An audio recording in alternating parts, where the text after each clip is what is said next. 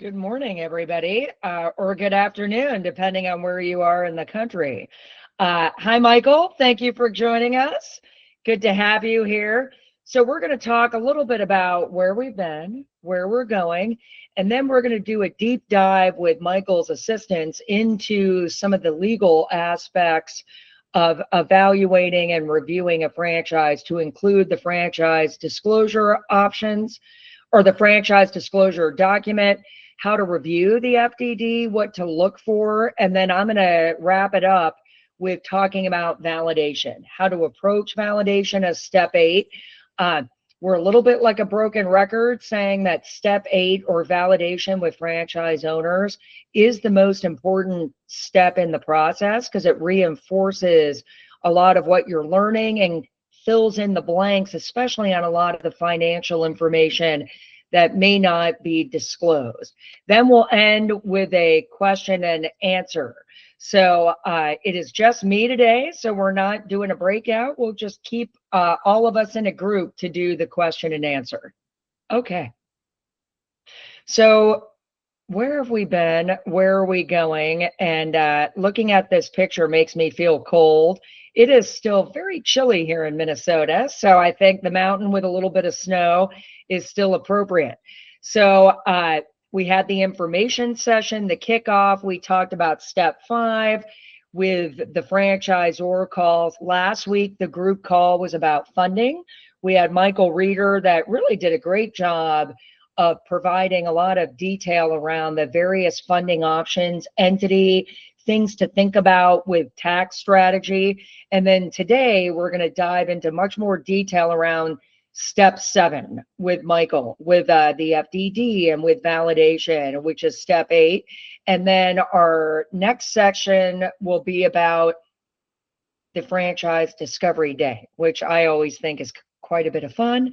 And then having to go through step 9, which is the discovery day, is a requirement to graduate from the academy. Okay.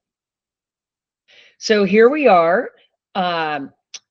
Jeffrey is out of town, and then we have everyone else is kind of, if you're on step 4, 5, or 6, and Hernando, now that I see you, I know that you just received an FDD or will receive one soon. So you are right on track. If you are in step 4, 5, or 6, you know, you're probably like maybe a week behind, but not the end of the world. If you're at step 7 or 8, you are right on track or maybe a little bit ahead of schedule. So go you. Okay. So what is an FDD? I'm going to talk about this a little bit, and then Michael, I'll turn it over to you unless you want to address this slide.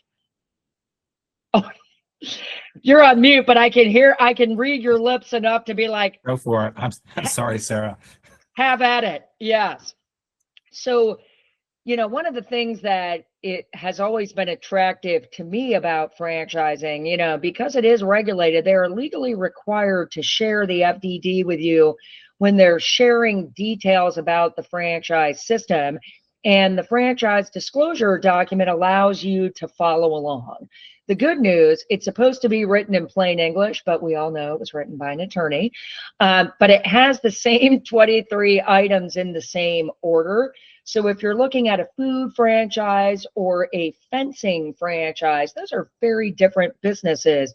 But in theory, you can do this apples to apples comparison. You know, item 3 is always going to be litigation. You know, so if there's litigation, they're required to disclose that within a certain period of time. Now, for those of you looking at franchises that are part of a franchise family like Neighborly or Authority Brands or Exponential Fitness, just to name a handful, if there is litigation with any of those brands, my understanding is they will share that in there. So for your particular franchise, there may not be any litigation, but they have to share it for all of the brands that are under that umbrella. Item 5, 6, and 7 are always going to be the fees. So item 5 will be the one-time franchise fee. If there are veteran discounts, that will be included in item 5. If there are discounts for multiple territories or licenses, typically you only get those if you pay for them up front, and that will also be outlined in the item 5.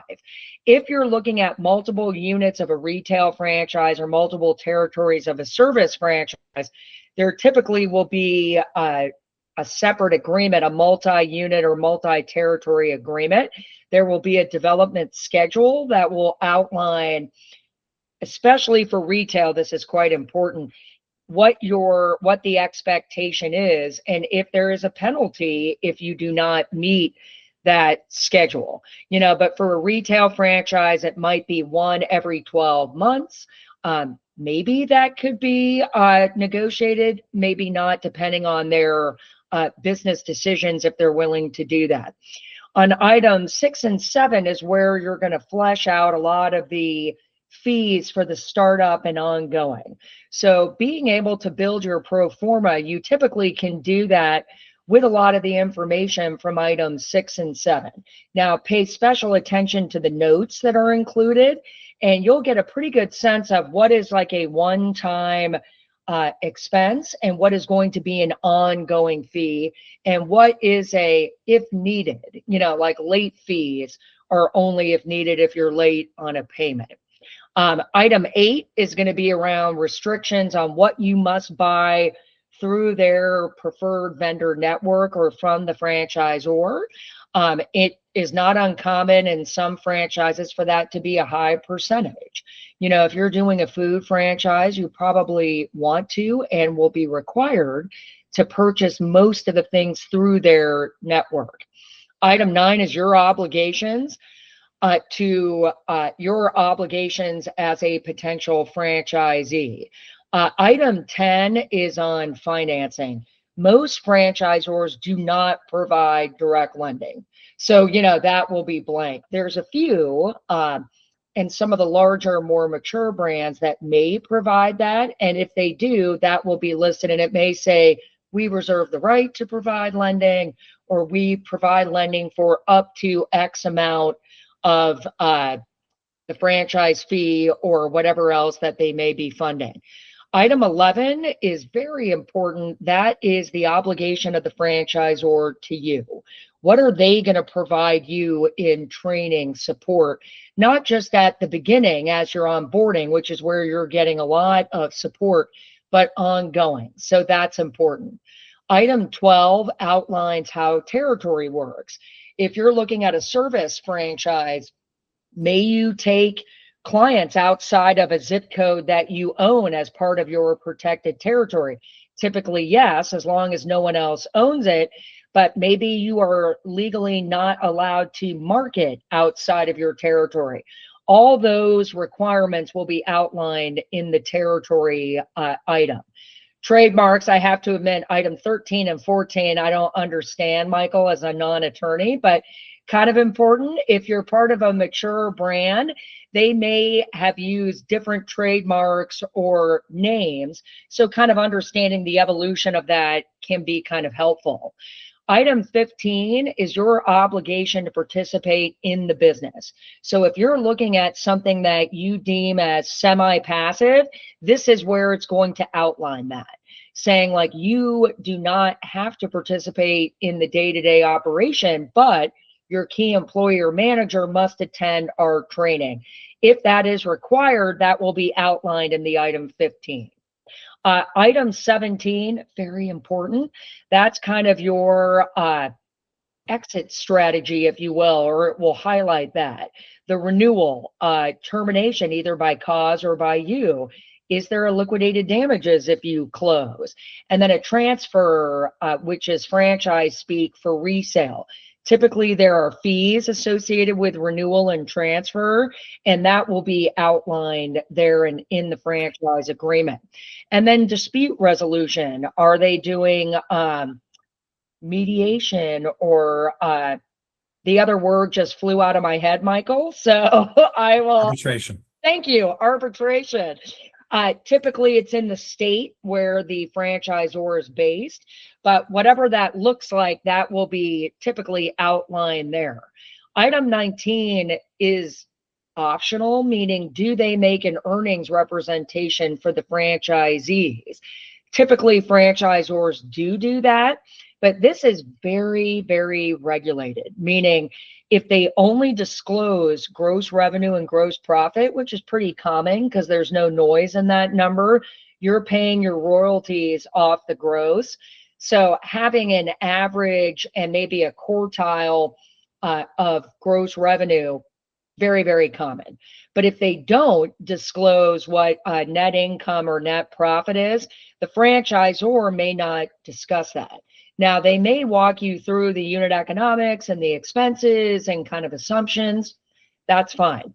But if they don't disclose that, then they may not talk about it, which is why validation is so important, because you're getting that information, especially around financial performance, from the franchisees, whatever is kind of lacking in the FDD. And bear in mind, the more detailed the item 19 is, the more auditing they will probably do of you as a franchisee. So I think there's kind of a double-edged sword. You know, it's good to have a lot of information so you get a good running head start on the financial understanding, but you know, they're going to do a lot of auditing if they're getting a full profit and loss statement in there. Item 20 to me is incredibly important because that is the success and or failure rate, where they will show you a chart in aggregate of the country for how many units in the last 3 years they've added, closed, or transferred, and then they will do it by state. So read through that, make sure you understand what their terms are, and if they have been in business for 20, 30 years, you know, I think it's fair to ask what is their performance over that time, but the chart will just show you over the last 3 years. And then financial statements, they will have audited financials for the franchisor. Do I care about that? I usually do, because it tells you the health of the franchisor. Now, if it's an emerging brand and they're younger and they're running a little bit in the red, or, you know, that's okay. But what is their plan? How are they going to support you? And are they healthy enough that you feel like this is going to be a strong ongoing concern? Those are all fair questions. There will be a template of the franchise agreement or the contract that you would potentially sign as a franchisee. Typically, that is an exhibit. And then item 23 is the receipt. Typically, you get the FDD electronically, and they'll ask you to sign the FDD receipt. Feel free to sign that. It doesn't obligate you to anything, but it means that they gave it to you. There is a requirement that you have the disclosure document for at least 14 days before you can sign a franchise agreement. It's a cooling off period to make sure you have enough time to review it. I will also just point out that we are in renewal season. And so franchisors will update their FDDs annually.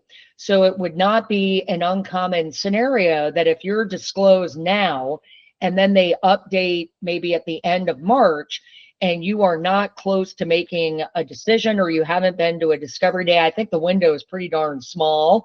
Most will probably re-disclose you, and then you have to wait 14 days. You know, not the end of the world, happens all the time. Anyone who signs a franchise agreement, so if you have a potential partner or a spouse who may sign the agreement, they have to be disclosed. So I have had clients where they're like, oh, you know, they bring a partner in at the tail end of the process, and they end up deciding that they want to sign the agreement. Well, they have not signed the FDD receipt. They have to be disclosed, and they have to wait the 14 days. Michael, did I miss anything, sir? No, that's great. And on the last part, I've recently closed a bunch of transactions where someone was buying a bunch of different units in a brand, but each unit that they bought, they had different ownership structure. So that one guy would have 5%, another guy would have 7%, and all those people with these little minority interests had to get disclosed and had to sign off that they received it. It was kind of a pain in the backside.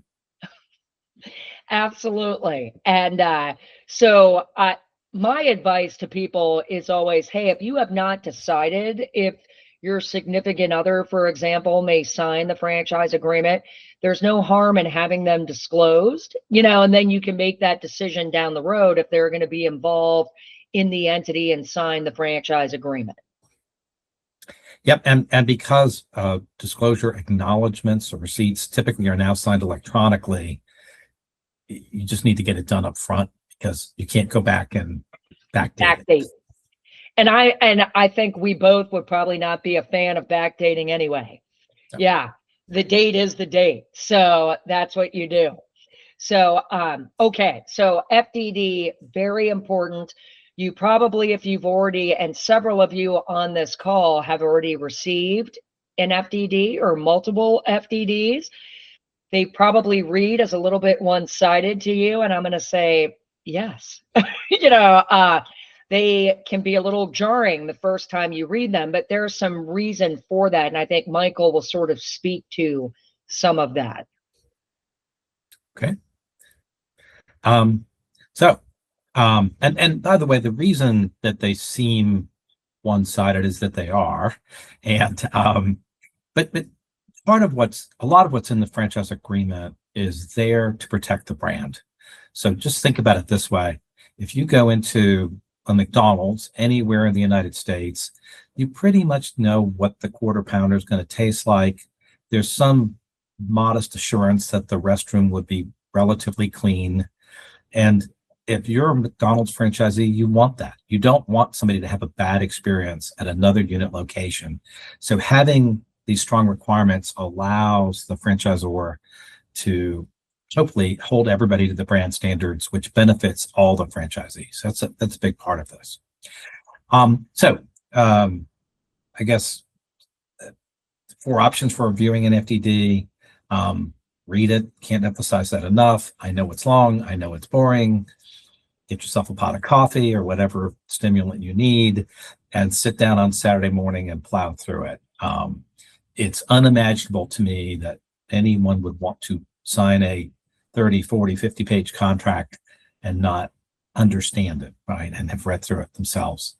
Obviously, you can review it with the franchisor. You can review it with your coach there at Vetrepreneur, and all those things are without cost. And then you can review it with the franchise attorney if you want. And obviously, there is expense associated with that. I think it's worthwhile, but that's a personal decision that each of you will have to make if you get to that point. And Michael, if I could just say, I speak pretty fluent franchising, and I've told both of my clients that are on this call here, I have always used a franchise attorney, even though I've reviewed it with a fine-tooth comb, because I want someone else who speaks fluent franchising and knows what is normal and what is not to review it alongside me, and maybe point out some things that I may not have caught. Yeah, and I think that's we're all a product of our experiences. So just having two sets of eyes is good.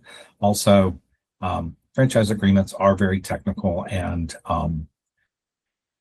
what I'm seeing increasingly over the last, really since COVID probably, is that franchise agreements are becoming tighter and tighter and stricter. So you just really want to know what's in there. Thank you. So what to look for in an FDD, some key things that I think it's important for y'all to understand and be focusing on within the FDD. So item 2 discusses the background of the leadership. It's key officers and anyone in theory who has a really critical role in supporting you as a franchisee is supposed to be listed there. It's their last 5 years of experience, so they don't have to go back to the time they got out of college or flipped their first hamburger. But I think it's useful to see. You really want to know what industries have they worked in. Is it this industry that the brand is located in, or are they new to this? And then have they worked for a bunch of known brands whose names you recognize, or startups? And a new one I'm kind of adding to this is there some stability in their management team, right? Are you seeing the same people have been there for a little while, and also are the individuals going from brand to brand to brand, or again, are they, it's not unusual for people to change jobs, but is there some stick it to it to pronounce it right, stick it to it this to the people that are there? Can you hope that they'll still be there, when to support you? Item 3, litigation history. So they have to list any litigation they've been involved in over the last few years involving franchisees, and also anything that doesn't involve franchisees but might be material to the brand. So that might be, oh, we're being sued for $1 trillion and we could be out of business. Well, that would be material to the brand, even though they're not being sued by a franchisee. And you just want to take a look at this. In larger and older brands, there's probably going to be some litigation. It's not unusual because we live in a litigious society, and people can sue you because they don't like the color of your eyes, right? It's just the way it is. It doesn't mean that there's merit to it. So you want to try to assess it, look at what happened, look at both sides of the story, and then make some assessment whether the number of cases is very high relative to the size of the brand. So if you're looking at buying a Dunkin' and they have, I don't know, 6,000 or 7,000 units in the United States, and they have 5 lawsuits, that's really not a lot. If you're looking at buying a brand that has 50 units and they have 3 lawsuits, that might be a lot. So just be aware of that. Item 6, fees and payments. So the biggest thing for me is, well, maybe 2 things. One is, do you understand the fees? Are you able to look at this and understand what you're going to be responsible for? And are they something that's transparent, or it doesn't make sense to you? So you need to dig deeper. And then the big thing I always look for is penalties. Sometimes they're called liquidated damages, which technically aren't penalties, but they sure feel like one if you have to terminate early. And so the question is, if for whatever reason you need to terminate the franchise agreement early, are you going to owe them money? How is that determined? And how much will it be? And I always point out to folks, early terminations happen for a lot of reasons. The biggest one is you've not been successful and you want out of the business. But I get calls all the time. I got one 2 weeks ago from somebody that had not yet opened his unit, hadn't signed a lease, and he had a parent, an older parent that needed him to move out of state to be with the parent who's got Alzheimer's. And he said, I'm an only child and I've got to take care of my dad, and I just can't do this. So terminations don't necessarily reflect failures, but you need to be aware that they can happen, and they happen for reasons outside of our control. So item 7, as Sarah said, details the initial costs. This is really startup costs and the franchise rule, which outlines what has to be in the FDD. It requires that the franchisor kind of spell out for you the cost of getting open. So what's the cost to get open? And then an additional 90 days from the day that you open. The assumption, I believe, is that within 90 days, you should be somewhat, all those startup costs will have been expended. So grand opening costs.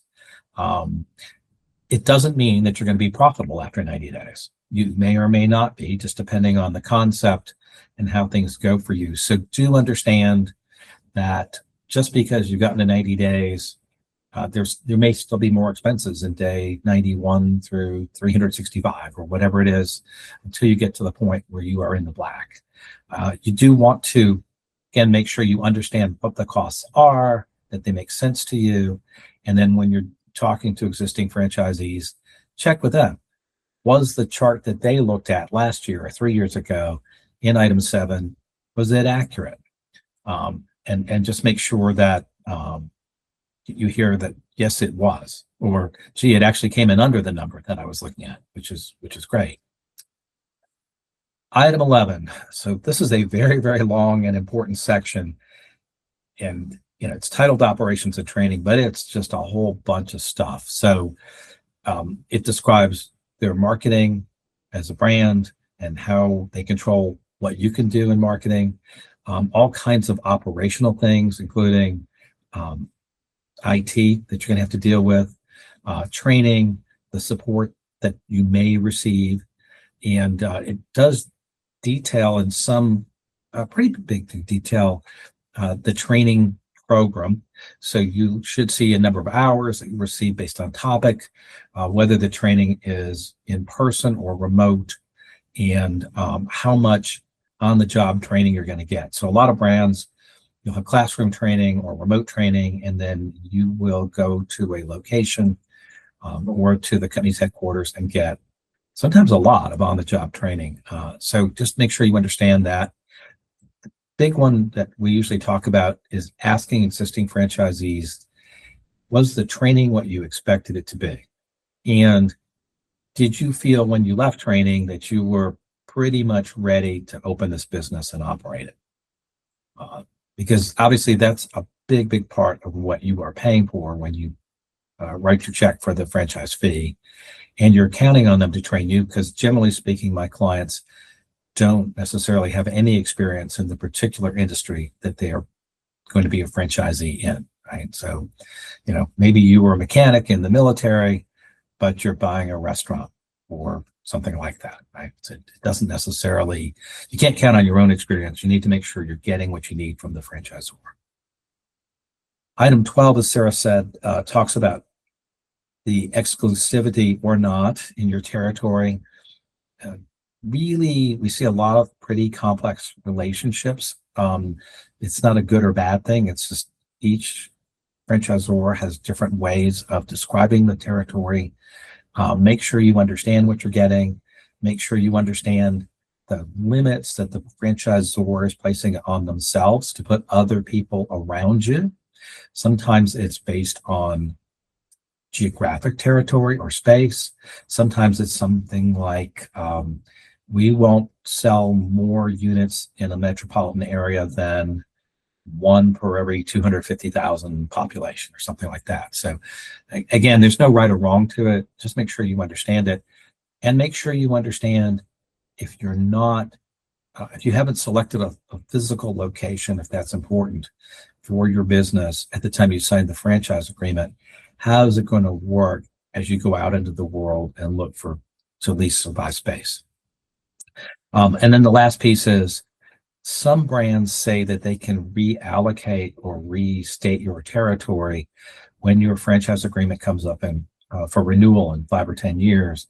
That's really important. It's particularly important if you live in a fast-growing state or area like Arizona or Georgia, because some franchise agreements say they can essentially resort the deck, reshuffle the deck when you come up for renewal, and sometimes that's okay, but you really need to think about that and whether you would want somebody placed closer to you than currently is allowed. Michael? Yes. Could you go back to the item 12, and speak a little bit to when a franchisor has verbiage in there that they may compete with you in the territory? Why is that? And how do you typically read that? I'm sorry, that they may keep you. They may compete with you in the territory. Yeah. So there are different levels of competition. Typically what we're seeing is they're just reserving rights to business models that aren't really the franchise model typically. So an example would be that they may sell products online, which are the same types of products that you're selling in your retail location. That's not really competing with you, but you need to assess whether that might make a difference. So if it's food, it's probably not going to make a difference. Most people aren't going to order a hamburger to be delivered by Amazon, but they might order a tube of lip balm, right? Or soap or something that you might sell in a retail store. And then they're reserving rights typically to certain special locations that are not readily accessible by the average person in the average day. So that would be things like airports, sports stadiums. I have clients that have restaurant locations that they operate here at Mercedes-Benz Stadium, where the Falcons sort of play. Not a Falcons fan. So the point is, I'm not going to drive to Mercedes-Benz Stadium to get a Cuban sandwich. And generally the place isn't even open. Certainly not going to go to the airport because I need a ticket to get through security. But also included in that would be things like college campuses that might be open to the public. But again, usually you're not going to drive on campus to get a meal unless you're a student or a faculty member. So there are those restrictions. And then lastly, they have the right sometimes to sell through other types of retail or wholesale means. So the example I always give is, if you go to Taco Bell, you can get the salsa, right, in the little tubes and put it on your taco or your burrito. You can also go to Kroger or Safeway and buy jars of Taco Bell salsa. And so the theory is that's not really competing with you, because if you want a taco now, you're not going to go to Kroger, or if you are and make your own tacos and get the Taco Bell salsa because you love it, that's not going to keep you from buying a taco at Taco Bell. So it's not going to hurt the franchisee. But again, the critical thing is just understanding what is it that they are allowed to do that probably isn't really competing with you, which is the theory, and just make sure that you're comfortable that that's not going to hurt your ability to operate the franchise profitably. Okay, item 19. So I always start out by saying this is, as Sarah said, this is not mandatory that the franchisor provides you with item 19 FPRs, earnings claims. And historically, a lot of brands didn't. It's really only in the last decade it's becoming more and more popular. So the franchise rule allows franchisors to disclose in an infinite number of ways. Obviously, the information must be true. It also can't be misleading, even though it is technically true. So the example I give is the average Chick-fil-A restaurant, believe it or not, sells about $8 million a year of food, operating 6 days a week, which is amazing. But if you go to the Chick-fil-A in Times Square in Manhattan, I think they do like $15 million a year. So if you were buying a Chick-fil-A and you only looked at that one store, they only gave you that one store as an example, it would be true. They do $15 million a year, but it's not what you should expect as a franchisee. My view is, just take a close look at the data, understand what they're providing to you. As Sarah said, the most frequent thing that you'll see is top line revenue numbers. Sometimes you'll see top line revenue numbers and some expense items, but not all expense items. So again, using a restaurant as an example, the expense items we most commonly see would be the big three are food costs, rent, and labor and employment cost. But obviously they have other expenses, right? They have utilities, they have insurance, there's other things going on. So you just want to understand, are these all the expenses? Are these part of the expenses? And understand what the costs are. If they're just giving you top line expenses, or they're not giving you all the expenses, you want to try to build a pro forma, again, using the data in items 6 and 7, and by talking to existing franchisees to understand, if I sell $1 million worth of stuff next year as a franchisee, what is the likely range of my net profit going to be? And more importantly, in my view, how much stuff do I need to sell to get to break even, right? That's sort of the critical number in my view.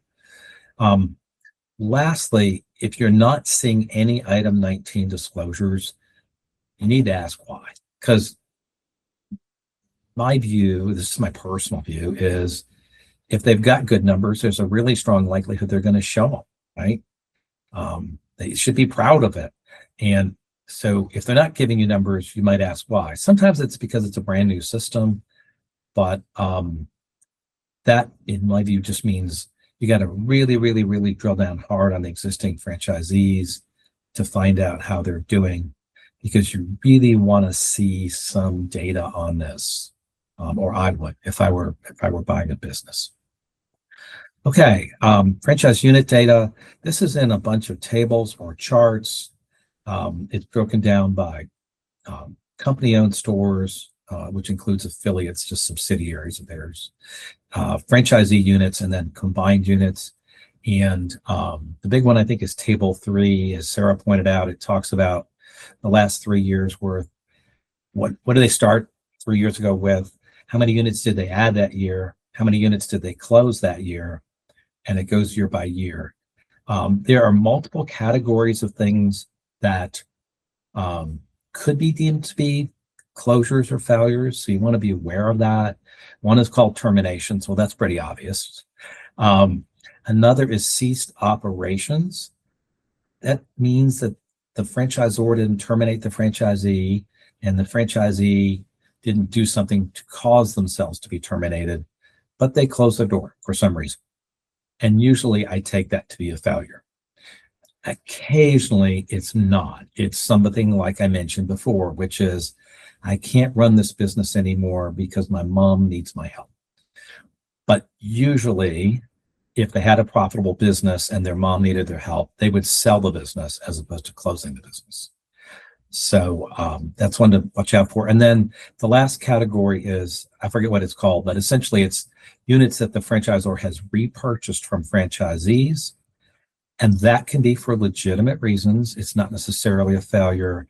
But if you see a really high number of those, you want to be acutely aware of that. It's because sometimes that can indicate that the franchisor is buying back units rather than letting them fail. So you want to try to talk to those people if you can, and they are listed in an exhibit in the back of the FDD. Okay, so items 21 and 22, as Sarah said, looking at the audited financial statements, I've been reading these for decades, and I still sometimes, I'm not sure what I'm reading. I think I have a pretty good idea, but unless you are financially really, really well educated, you need to get help from an accountant, right? That's just understanding this stuff is hard because, not because franchisors are putting these statements in a format that makes them purposely hard to understand, but because they're following generally accepted accounting principles, which are dictated to companies. And so they have to put things in certain formats. And there are things that are non-cash items like depreciation that come into play. So make sure you just understand it. Make sure that hopefully you can see that the franchisor is financially healthy. They've got good cash flow, good cash on hand. And one thing I generally look at if it's a startup or newbie franchisor is what kind of royalty streams have they seen in the last year or two? If they're not seeing much in the way of royalties, it can be an indicator that their franchisees aren't doing much in the way of revenues. So it's just it's a yellow flag, we'll call it, not a red flag. Contracts, as I said, reading and understanding them is really, really important. This is the thing that is going to govern your relationship with the franchisor if all else fails. And I understand that you want to and you should have hopefully the kind of relationship with the franchisor that makes you feel that you're going to be supported, that they're sincere and honest people, and that's all great. As a good friend of mine once told me, he said, I never will do business with someone whose hand I can't shake and feel comfortable that they're going to honor their word, but then I need a contract. And there are a lot of reasons for that. So sometimes our memories fail us. We remember things the way we want. It wasn't my girlfriend that dumped me. I dumped her, right? Or whatever it is. More importantly, you're dealing with somebody at the franchisor who may not be there in the future, right? It could be a key employee, or it could be that the entire company could be sold to another brand. So Sarah mentioned Neighborly. That's a huge company that has, I don't know, 20 something brands, Sarah? Yeah. Okay. So Neighborly got those brands by acquiring them one at a time. And 30 so to be clear. 30, wow, okay. Yeah. All right. So again, nothing against Neighborly. They're a good company. My point is simply that you might have bought a franchise from Joe's air conditioning servicing, thinking you really like Joe, and now you're going to be dealing with Neighborly, and they may interpret the contract differently. Where Joe might have told you, "Hey, don't worry about that, Sarah. If that happens, I'm going to take care of you," and you might feel comfortable that that's the case, but Joe's not there anymore. So I always jokingly say, for those of you old enough to remember the old Wendy's ads with Dave Thomas, the founder, you might have thought Dave was a great guy. Well, by the time he was doing those ads, he didn't own Wendy's anymore. He was just being paid millions of dollars a year to be their spokesperson. And by the way, Dave's dead. So you can't count on anything that he said. So, it's important that the contracts accurately reflect your understanding of what the relationship is going to look like. And if it doesn't, you will want to ask the franchisor to consider maybe a small, very small number of addenda or amendments to cover those couple of items. The bigger systems won't negotiate generally. Smaller ones may. But again, it's just good to understand, what am I asking for, and what might make me feel more comfortable in this situation.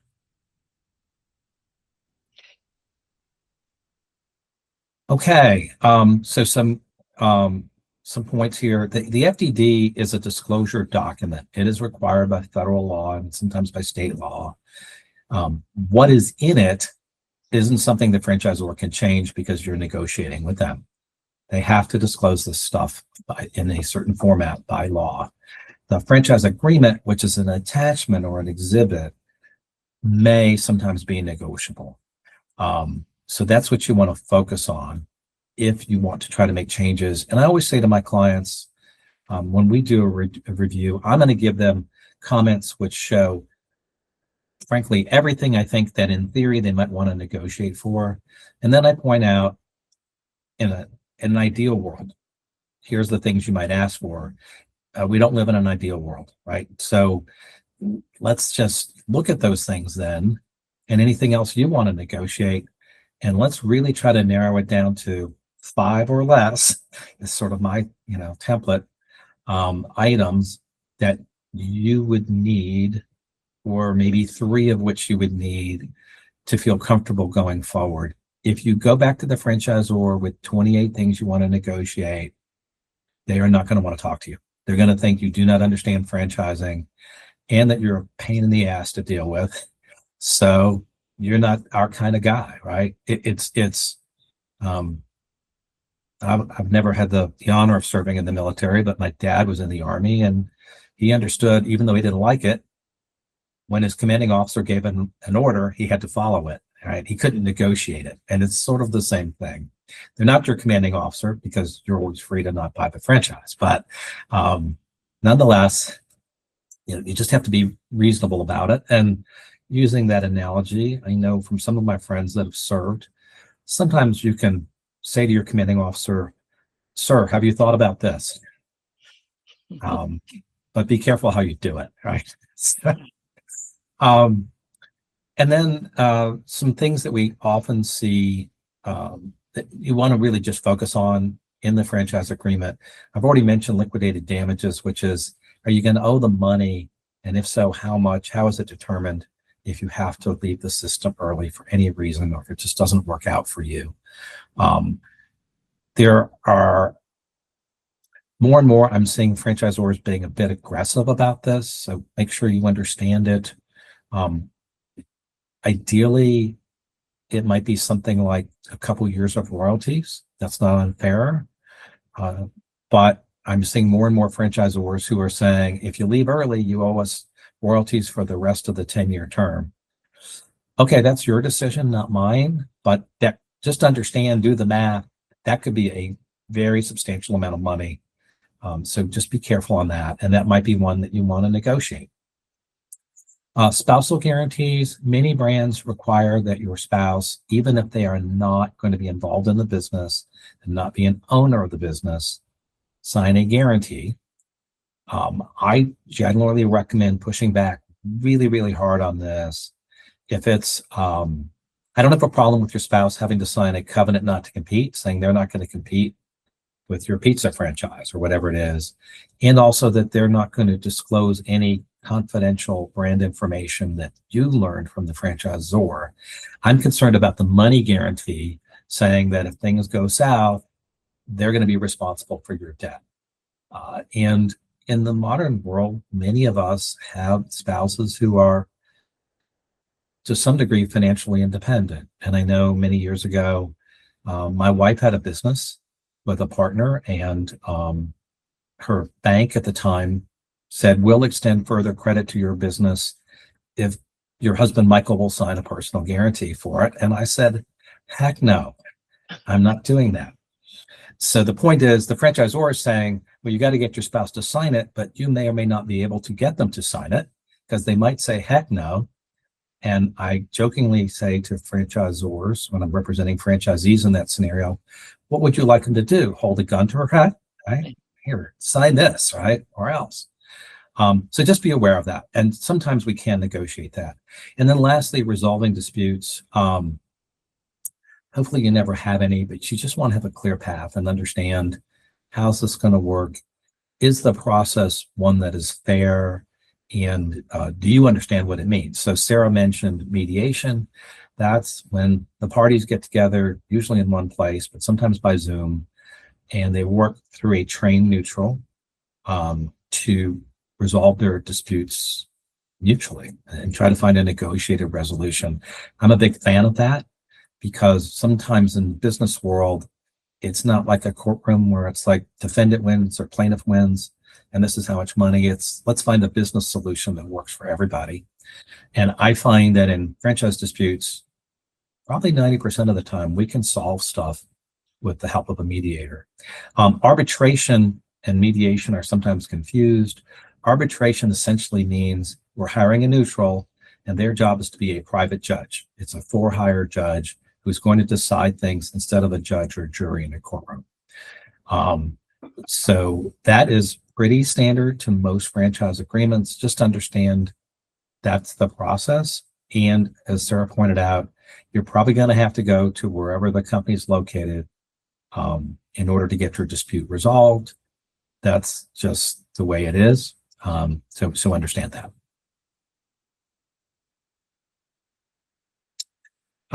When should you engage me? Well, how do you engage me? Pretty simple. I'm glad to talk to anybody and walk them through sort of what I do. Typically, I take the FDD, I give you written comments. We set aside an hour of time after I send you my comments for Q&A, and you're welcome when you engage me and send me the FDD to send me an email with, hey, Mike, I've got these 8 questions I want you to answer. So I'll make sure that I answer those for you. Once I've given you my comments and we've done our Q&A, if you need help negotiating with the franchisor, I'm glad to try to do that. A lot of times my clients go back directly to the franchisor on their own and do it directly.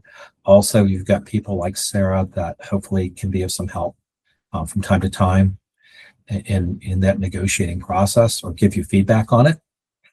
In terms of when you should do it, I think you should do it towards the very end of your due diligence process. Why would you want to pay me to do this if you're not pretty sure that you want to buy the franchise and you've done everything else you need to do, like you've checked out the finances and figured out if you can get a loan if you need one, and you've talked to a bunch of franchisees and you're comfortable that this is the deal you want to do. So I always say I should be sort of the last stop on your due diligence train line, if you will. And I do, as a result, try to turn these around really quickly because, which for me is 3 or 4 business days. I know at that point, when you've reached out to me, you're ready to do the deal.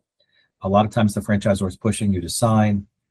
Maybe you're trying to get a specific territory and they're telling you, well, if you want this territory, you need to sign right away because there's another gal or guy who's looking at it.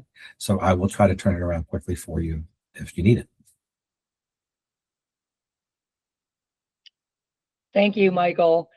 And I'll be quick about this so we can get to a Q&A. But so there are 2 flavors of validation. You know, as Michael mentioned, once you have the FDD, you have a list of all the franchisees. the two main types of validation. The first is a group validation. So that's where candidates from, around the country get on a call with a franchisee and they talk about their business. You get to hear questions from other candidates. I kind of like this. This is very common in younger brands where maybe they only have 30 franchisees and it's hard to ask them to take a lot of individual calls. But if they can take one call a week and, kind of get it all done in 1 or 2 hours, then that is very appealing and they may do more of it. Sometimes they can be recorded, not always. And a lot of franchisors will do them at the same time every week. So that is kind of helpful. Probably the more common is individual validation, where they may give you a list of people that have said, yes, I will take the call. Franchisees are not required to take validation calls. You're not an employee. So, you may find, a lot of people ask me, well, isn't it sort of a cherry pick list of happy campers? And I'm like, well, usually yes, because obviously it's human nature and that's what people do. But you'd be amazed that sometimes top performers don't volunteer to do this. Maybe they're busy and they're just like, I don't have time for that, and I just don't do it.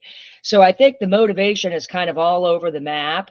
I still think even if you're doing group validation, doing 1 or 2 individual calls is invaluable, where you get to pick someone's brain and ask your specific things. Can you ask for what you want? Meaning, like, I have a lot of clients that are like, hey, I want to run this as a husband and wife or with my adult child.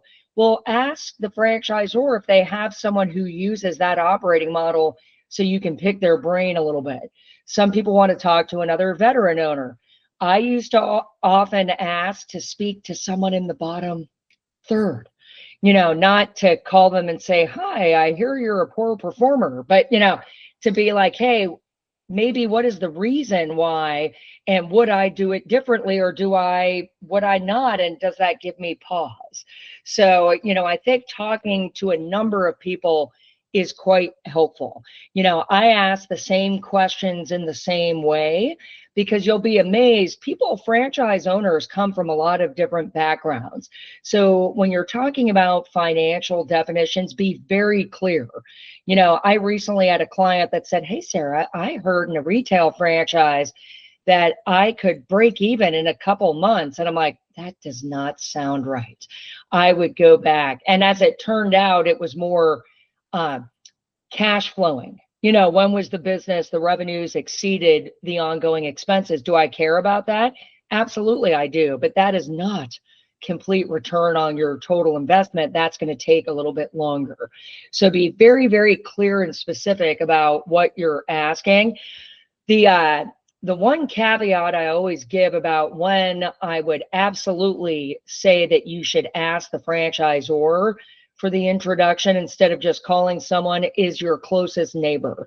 And the reason for that is you don't know, you want that to be a good relationship with a neighbor. I've always had good relationships with my franchise neighbors, but you don't know, there may be contacts, maybe they wanted to buy your territory but didn't have the wherewithal, and in the back of their mind they want to buy it. So for your closest neighbor, I always think it's good to have the franchisor make that introduction. And then at the end of the day, ask hard questions. Would you do it again? The whole net promoter score. If you had a magic wand and you could do it differently, what would you have done? People ask me that all the time. And I absolutely said there was a range of grand opening marketing and I spent the minimum because I was a little cheap with my own money. And I wish I would have spent more because, people told me to spend more and I just didn't do it. So, I think you'll be pleasantly surprised at how candid they are about, what they like, what they don't like. It shouldn't be all puppies and rainbows. There's going to be some, things maybe they don't like. Maybe hopefully they've addressed them and changed them in the franchise system. But this is your chance to get to hear from people that own the business what they like and what they would have done differently. Okay. And, talked about this a little bit to death here, but the financial performance, that's where you get to validate your assumptions. The time to profitability, I care about that quite a bit. In the FDD in the item 7, there's a range of working capital, but it's usually a pretty broad range. So kind of narrowing in on perhaps how much cash you want to have in the business until you get to that profitability, because legally they can't tell you how long that's going to take because it does vary. And then what was a surprise to them? What are some of the challenges? As Michael said, was the training sufficient? What was the support? My experience has been as a franchisor, being a working for a franchisor and being a franchisee, is that the squeaky wheel gets the grease. For a lot of people, it's hard to make that transition from employee to employer or business owner. You're paying to be a part of this system and you're not bothering people. Ask for help. Don't spin your wheels. Most of you in the franchises you're looking at will be assigned like an onboarding or a success coach. Utilize that person. I think what you'll find is that there's a strong correlation with good performance and people who are very involved with the franchisor. Ask for help. The other big thing that I did that was very helpful is that after the first month, I called a different franchisee when I was a franchisee every week so I could pick their brain. Hey, Bob, let me ask you this. I'm doing this. And it just helps kind of develop your own professional network within the franchise. Okay. All right. So guys, we always have a little quiz. You could shout it out if you want. If you don't want to go to slido.com. But what is the minimum amount of time that you must have the FDD? And if you want, you can go to vetrepreneur.com under step 7, and there's the answer right there. 14 days. That's it. Fantastic. Thank you, Eric. Okay, let's go to the next. In 1 or 2 words, what is the most critical step? And I cannot stress enough what Michael said, reading it is important. Most people do not read it. And so you'd be amazed, people are part of a system and then they're like, oh, I have to do what? And it's like, it's right there in black and white. So I'd say understanding what you're reading is probably what I would say.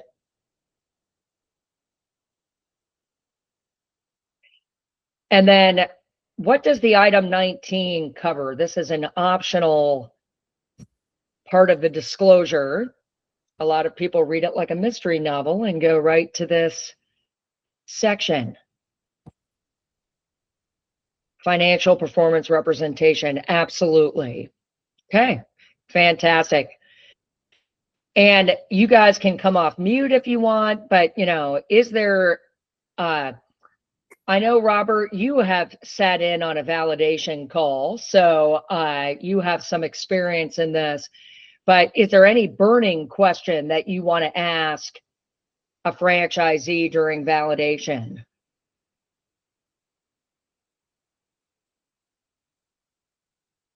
All right, Bueller, anyone? I would say probably the most important one, or would you do it again? What advice do you have for me as I'm getting going? And would you have done? Yeah, absolutely, Eric, that's a good one. What would you do differently? I think that's a big one. Okay. All right. I think that's it for the poll. Are there any questions? We have a minute. We're not going to do a breakout, but this is one of the more important, and I would say chock full of information session. So any questions for Michael?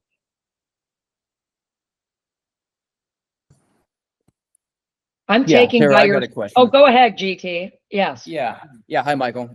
Hey, This is GT. We had a great, phone call a couple weeks ago. Quick question on negotiations. Let's say, we hire you to negotiate. I know you said most franchisees are just, going back with their, list of, 2 or 3 items that are most important to negotiate on. Do you find that it's more successful to keep that intermediary there, such as yourself, when negotiating? Sometimes it can be helpful, yes. And frankly, it may depend on size of the system, whether it's become very common now for franchisors to use franchise sales organizations. So they have outside sales reps. My experience has been sometimes those outside people aren't quite as informed. So they tend to respond to requests for changes by saying, no, they don't do that. But if you ask in the right way, sometimes they will do it. It's getting to the right person. Sometimes the franchisors and smaller systems don't understand what's in their own contractual agreements because a lawyer drafted them and said, here, use this. And so it can sometimes be helpful for me to get on the phone with the lawyer that drafted it to say, hey, here's why I understand why you put this in here, but here's why I think your folks should consider waiving it or altering it. Or here's what my client, why they think it's unreasonable. So sometimes, but a lot of things are directly negotiable. So I often say, if you're comfortable as a person, not all of us are, getting into that negotiating process and starting it at least and saying, hey, let's get on a phone call and talk about some things I'd like to change, or see if you'll change. And then if you get pushback, maybe that's the time to call in the lawyer, just kind of view me as reinforcements. Thank you.